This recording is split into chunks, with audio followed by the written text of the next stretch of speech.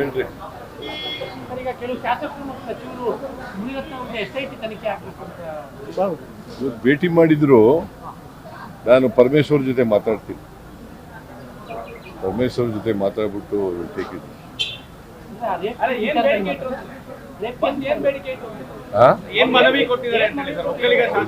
ನನಗೆ ಒಂದು ಮನವಿ ಕೊಟ್ಟಿದ್ದಾರೆ.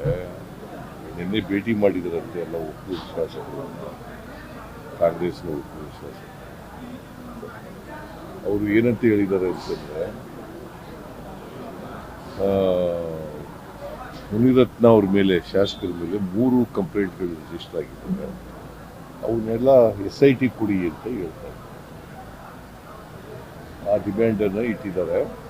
ನಾನು ಅವ್ರಿಗೆ ಹೇಳಿದ್ದೀನಿ, ಹೋಮ್ ಮಿನಿಸ್ಟ್ರು ಪರಮೇಶ್ವರ್ ಅವ್ರ ಜೊತೆ ಮಾತಾಡಿ ಆಮೇಲೆ ತೀರ್ಮಾನ ತಗೋತೀನಿ.